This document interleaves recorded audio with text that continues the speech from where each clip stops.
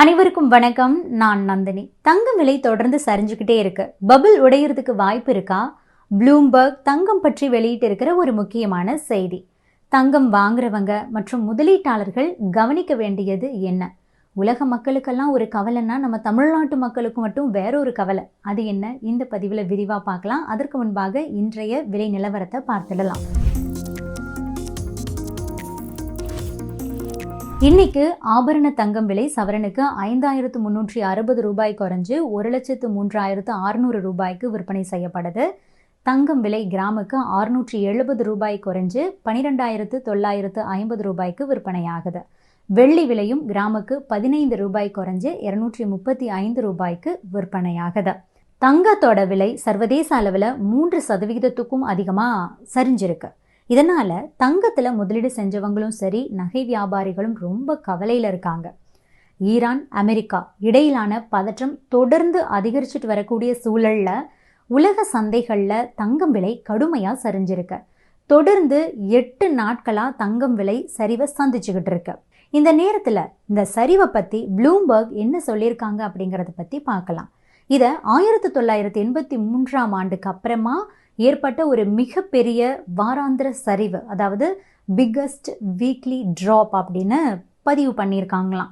அப்போதைக்கும் இப்போதைக்கும் தங்கம் விலை டோட்டலாக டிஃப்ரெண்ட் அப்படின்னாலும் கூட கோல்டு ப்ரைஸ் ட்ராப்பில் மட்டும் இதை பார்க்கும்போது ஒரு பிக்கஸ்ட் வீக்லி ட்ராப் அப்படின்னு சொல்கிறாங்க. போர் தொடங்கின February 28ஆம் தேதியிலிருந்து கடந்த 3 வாரங்களில் தங்கம் விலை தொடர்ந்து ஒரு வித ப்ரெஷரை சந்திச்சுக்கிட்டே இருக்குது அப்படின்னு சொல்லியிருக்காங்க. போர் எவ்வளவு காலம் தொடருதோ அவ்வளவு காலம் தங்கம் விலை சரியும் அப்படின்னு சொல்கிறாங்க வல்லுநர்கள். உலக பொருளாதாரத்தில் சிக்கல் வரும்போதெல்லாமே டாலர் தான் எப்போவுமே கரன்சி கிங் அப்படிங்கிறத மறுபடியும் ஒரு முறை உணர்த்தி இருக்கு அப்படின்னே சொல்லலாம். அமெரிக்க டாலரோட மதிப்பு வலுவடைஞ்சுக்கிட்டே இருக்கு. இதை பார்க்கும்போது 1983ஆம் ஆண்டு நடந்த ஒரு சம்பவம் தான் மறுபடியும் நடக்குதோ அப்படின்னு நமக்கு நினைக்க தோணும். 1979-80 காலகட்டத்தில் ஈரானிய புரட்சி மற்றும் பனிப்போர் காரணமாக தங்கம் விலை ஒரு அவுன்ஸ் $850 வரைக்கும் எகிருச்சு. ஆனால் 1983ஆம் ஆண்டு அந்த பபிள் அப்படியே உடஞ்சுது. அது என்ன பபிள் அப்படின்னா, பொருளாதாரத்தில் பபிள் அப்படின்னாவே ஒரு பொருளுடைய விலை அதனுடைய உண்மையான மதிப்பை விட மிக அதிகமாக உயர்ந்துக்கிட்டே போகிறது தான் சொல்கிறாங்க. இதை இன்னும் தெளிவாக சொல்லணும் அப்படின்னா, ஒரு சோப்பு குமிழியை நம்ம உதாரணமாக சொல்லலாம். அதை ஊத ஊத பெருசாகிட்டே போகும், பார்க்குறதுக்கு அழகாக இருக்கும். ஆனால் ஒரு கட்டத்தில் அதனுடைய அந்த தாங்கக்கூடிய திறன் பார்த்திங்கன்னா, அதை தாண்டும் போது அதன் மீது ஒரு லேசான ஒரு பொருள் பட்டால் கூட அது அப்படியே உடஞ்சிடும். அதே நிலை தான் பொருளாதாரத்திலையும் நடக்கும். அதுதான் பபிள் பர்ஸ்ட் அப்படின்னு சொல்கிறாங்க. 1983ஆம் ஆண்டு காலகட்டத்தில் அமெரிக்க ஃபெடரல் ரிசர்வ் தலைவராக இருந்த பால் வால்கர் பணவீக்கத்தை கட்டுப்படுத்துறதுக்கு வட்டி விகிதத்தை அதிரடியாக உயர்த்தினார். இதனால் டாலர் மற்றும் பாண்ட்ஸோட வேல்யூ அப்படியே உயர்ந்தது. தங்கம் விலை ஒரு 15-20% வரைக்கும் அப்படியே சரிஞ்சு 375 ஒரு $400 அப்படிங்கிற நிலைக்கு அப்போது வந்துச்சு. அதே மாதிரியான ஒரு சூழல் இப்போ மறுபடியும் உருவாகுதோ, மறுபடியும் ஏற்படுமோ அப்படிங்கிற ஒரு பயம் இப்போது அனைவருக்குமே ஏற்பட்டிருக்கு. இதற்கான காரணங்கள் அப்படின்னு பார்க்கும்போது, கடந்த சில வாரங்களாகவே இந்த போர் சூழ்நிலை காரணமாக கச்சா எண்ணெய் விலை அதிகரிச்சுக்கிட்டே போகுது. இதனால் பணவீக்கம் உயர்வதற்கான வாய்ப்பு இருக்குது. இதனால் அமெரிக்க மத்திய வங்கி மற்றும் மற்ற நாடுகளுடைய மத்திய வங்கிகள் வட்டி விகிதத்தை உடனடியாக குறைக்கிறதுக்கு வாய்ப்பு ரொம்ப ரொம்ப குறைஞ்சிருக்கு அப்படின்னு சொல்கிறாங்க பொருளாதார நிபுணர்கள். கடந்த வாரம் ECB ஐரோப்பிய மத்திய வங்கி, BOE பேங்க் ஆஃப் இங்கிலாந்து, அதுபோக BOJ பேங்க் ஆஃப் ஜப்பான், இந்த முக்கியமான மத்திய வங்கிகள் பார்த்திங்கன்னா வட்டி விகிதத்தை அப்படியே மாற்றாமையே வச்சுக்கிட்டு இருக்காங்க. இருந்தாலும் பணவீக்க அழுத்தம் தொடர்ந்தது அப்படின்னா கொள்கைகளை மேலும் கடுமையாக்குறதுக்கு தயாராக இருக்கிறோம் அப்படின்னு ரொம்ப சூசகமாக அவங்க சொல்லியிருக்காங்க. இந்த நிலைமைகள் எல்லாமே தங்கம் விலைக்கு அப்படியே ஒரு எதிர்மறையான தாக்கத்தை ஏற்படுத்தி இருக்கு. வட்டி விகிதங்கள் அதிகமாக இருக்கக்கூடிய ஒரு சூழலில் வட்டி வருவாயெல்லாம் கொடுக்காத தங்கத்தில் யார் முதலீடு பண்ணுவாங்க? யாராக இருந்தாலும் தயக்கம் காட்ட தான் செய்வாங்க. அதுபோக இன்வெஸ்டர்ஸ் மற்ற சந்தைகளில் ஏற்பட்டிருக்கக்கூடிய இழப்புகளை சரி பண்ணுறதுக்கு அவங்கக்கிட்ட இருக்கக்கூடிய தங்கத்தை விற்பனை செய்கிறதும் கூட இந்த ஃபால்க்கு ஒரு முக்கியமான காரணமாக இருக்குது. நிபுணர்கள் என்ன சொல்கிறாங்க அப்படின்னா, தங்கம் விலை இப்போதைக்கு ஒரு நிலையற்ற தன்மை, அதாவது வாலட்டிலிட்டியில் தான் இருக்கும். அமெரிக்காவோட வட்டி விகித உயர்வு மற்றும் அந்த வலுவான டாலர் மதிப்பு இது எல்லாமே தங்கத்தின் மீதான முதலீடுகளை குறைச்சிக்கிட்டே இருக்கிறதுனால வரக்கூடிய வாரங்களில் இன்னுமே சரிவு ஏற்படுறதுக்கான வாய்ப்பு அதிகம். இருந்தாலும் கூட மத்திய கிழக்கு நாடுகளில் போர் பதற்றம் அதிகரிச்சதுன்னா இன்வெஸ்டர்ஸ் மறுபடியும் பாதுகாப்பான முதலீடாக தங்கத்தை நோக்கி திரும்பலாம். இது விலையை மறுபடியும் உயர்த்துறதுக்கு வழிவகுக்கும். எனவே குறுகிய காலத்தில் விலை வீழ்ச்சி நீடிச்சாலும் கூட நீண்ட கால அடிப்படையில் தங்கம் ஒரு வலுவான மீழ்ச்சியை சந்திக்கிறதுக்கு அதிகமான பாசிபிலிட்டிஸ் இருக்கிறதா சொல்லியிருக்காங்க ஆய்வாளர்கள். கச்சா எண்ணெய் விலையும் பார்த்தீங்கன்னா ஆரம்பத்தில் ரொம்ப உயர்வாக இருந்தாலும் அதுக்கப்புறமா கொஞ்சம் சரிவு ஏற்பட்டிருக்கு. பங்குச்சந்தையும் பார்த்தீங்கன்னா ஒரு நிலையற்ற சூழ்நிலையில தான் இருந்துகிட்டு இருக்கு.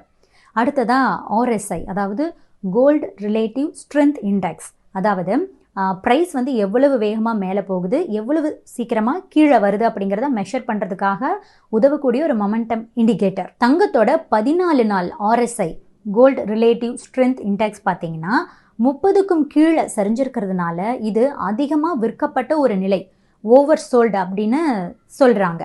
இதனால் அடுத்த சில நாட்களில் தங்கம் விலையில் திடீர் மீழ்ச்சி ஏற்படுறதுக்கான ஒரு வாய்ப்பும் இருக்குது அப்படின்னு நிபுணர்கள் தெரிவிக்கிறாங்க. அதுபோக பெரிய இன்வெஸ்ட்மெண்ட்ஸ் நிறுவனங்கள்லாம் இருப்பாங்க இல்லையா, அவங்க ஹெட்ஜ் ஃபண்ட்ஸ் தங்கத்தில் முதலீட்டை அதிகரிச்சிருக்காங்க அப்படின்னு சமீபத்திய US டேட்டா சொல்லுது. அதனால் இப்போது ஏற்பட்டிருக்கக்கூடிய சரிவு அப்படிங்கிறது ஒரு நிலையில்லாத தன்மை தான். இது மறுபடியும் மாறுவதற்கு, அதாவது உயர்வதற்கான வாய்ப்பு அதிகமாகவே இருக்கு. மொத்தத்தில் மத்திய கிழக்கில் நீடிச்சிட்டு இருக்கக்கூடிய போர் சூழ்நிலை உலக பொருளாதாரத்தில் ஒரு மிகப்பெரிய தாக்கத்தை ஏற்படுத்திக்கிட்டு இருக்கு. தங்கம் விலை தொடர்ந்து மாற்றம் காணக்கூடிய நிலை உருவாகியும் இருக்கு. இந்த சூழ்நிலையில் முதலீட்டாளர்கள் ரொம்ப கவனமாக முடிவெடுக்கணும். உலக அரசியல் அதுபோக பொருளாதார நிலவரங்களை தொடர்ந்து கண்காணிக்கிறது ரொம்பவே முக்கியம் அப்படின்னு நிபுணர்கள் சொல்கிறாங்க. தங்கம் விலை குறைஞ்சதுன்னா வீட்டு விசேஷங்களுக்கு நகை எடுக்கிறவங்களுக்கு சந்தோஷமான விஷயந்தான். அதே நேரத்தில் முதலீட்டாளர்களுக்கு அது அதிர்ச்சி கொடுக்கக்கூடிய ஒரு செய்தியாகவே இருக்குது. உலக அளவில் இப்படி ஒரு கவலை இருக்குது அப்படின்னா நம்ம தமிழ்நாட்டு மக்களுக்கு வேறு மாதிரியான ஒரு கவலை இருக்குங்க. அதுதான் தங்க நகை கடனை தள்ளுபடி பண்ணுவாங்களா மாட்டாங்களா அப்படிங்கிறது. கட்சிகளோட வாக்குறுதிகளை மக்கள் எதிர்பார்த்து காத்து கிடக்கிறாங்க. தேர்தல் தேதி கூட அறிவிச்சிட்டாங்க. ஆனால் நகைக்கடன் தள்ளுபடி மட்டும் வருமா வராதான்னு யாருமே தெளிவாக சொல்லலையே அப்படிங்கிறது தான் அனைவருக்கும் இருக்கக்கூடிய கவலை. நகைக்கடன் தள்ளுபடி கொடுப்போம், வாக்குகளை அள்ளுவோம் அப்படிங்கிறது தான் தற்போது இருக்கக்கூடிய தமிழகத்தில் பிரதான கட்சிகளுடைய தாரக மந்திரமாகவே மாறி இருக்கு. 2026 சட்டமன்ற தேர்தலை முன்னிட்டு நகைக்கடன் தள்ளுபடி அப்படிங்கிற அந்த ஒரு துருப்புச்சீட்டை கையில் எடுக்கிறதுக்கு துடிக்கிறாங்க திமுக, அதிமுக, அதுபோக TVK, இந்த 3 கட்சிகளுமே. கடந்த சில நாட்களாகவே கூட்டுறவு வங்கிகளில் அடகு வைக்கப்பட்டிருக்கிற நகைக்கடன்கள் குறித்த விவரங்களை பார்த்தீங்கன்னா தமிழக அரசு ரகசியமாக சேகரிச்சுட்டு வருவதா தகவல்கள் கசிஞ்சிட்டு இருக்கு. யாரெல்லாம் தகுதியான பயனாளிகள், 5 சவரனுக்கு கீழ் கடன் வாங்கினவங்க எத்தனை பேர் அப்படிங்கிற ஒரு லிஸ்ட் எடுக்கக்கூடிய பணியும் கூட மும்மரமாக நடந்துக்கிட்டு இருக்கான். அரசியல் கட்சிகளுக்கு இடையில் இப்போ நிலவக்கூடிய போட்டி என்னன்னா, யார் அதிக சவரனை தள்ளுபடி பண்ணுவாங்க அப்படிங்கிறது தான். இப்போ நம்ம திமுகவை எடுத்துக்கிட்டோன்னா கடந்த முறை 5 சவரன் தள்ளுபடி அப்படின்னு அறிவித்து சில நிபந்தனைகளால் பலரும் அதில் விடுபட்டு போனாங்க. இந்த முறை அந்த புகார்களையெல்லாம் விடுத்து இன்னும் கூடுதல் சலுகைகளோட ஒரு மெகா தள்ளுபடி அறிவிப்பை தேர்தல் அறிக்கையில் சேர்க்கறதுக்கு ஸ்டாலின் டீம் ரெடி ஆகிட்டு இருக்காங்களாம். இதுவே நம்ம அதிமுக எடுத்துக்கிட்டோம்னா, நாங்கள் ஆட்சிக்கு வந்தால் நிபந்தனை இல்லாமல் நகைக்கடன் தள்ளுபடி செய்யப்படும் அப்படின்னு எடப்பாடி பழனிசாமி விரைவிலேயே அறிவிக்கிறதுக்கான வாய்ப்புகளும் இருக்குது. ஏற்கனவே நகர பகுதிகளில் நடைபாதை ஓரமாக கடை வச்சிருக்கிறவங்க, சிறு வியாபாரிகள், கூட்டுறவு வங்கிகளில் வாங்கின கடன் தள்ளுபடி செய்யப்படும் அப்படிங்கிற அறிவிப்பு ஏற்கனவே அவங்க வெளியிட்டிருக்காங்க. இதுவே தமிழக வெற்றி கழகத்தை எடுத்துக்கிட்டோம்னா, அரசியலில் இப்போ என்ட்ரி கொடுத்திருக்கக்கூடிய விஜய் தன்னுடைய முதல் தேர்தல் அறிக்கையிலேயே அடித்தட்டு மக்களை கவரக்கூடிய வகையில் அந்த நகைக்கடன் தள்ளுபடி அப்படிங்கிற ஒரு அதிரடியான அறிவிப்பை வெளியிடுவார் அப்படின்னு தொண்டர்கள் எதிர்பார்த்து காத்து கிடக்கிறாங்க. இந்த தள்ளுபடி அறிவிப்புகள் எல்லாம் சந்தோஷம்தான் அப்படின்னாலும் கூட நிபந்தனைகள் அப்படிங்கிற பெயரில் எங்களை கலட்டி விட்டுறாதீங்க அப்படிங்கிறது தான் இப்போ இருக்கக்கூடிய சாமானிய மக்களுடைய கோரிக்கையாக இருக்குது. இது பற்றி நீங்கள் என்ன நினைக்கிறீங்க? உங்களுடைய கருத்துக்களையும் பதிவு பண்ணுங்க.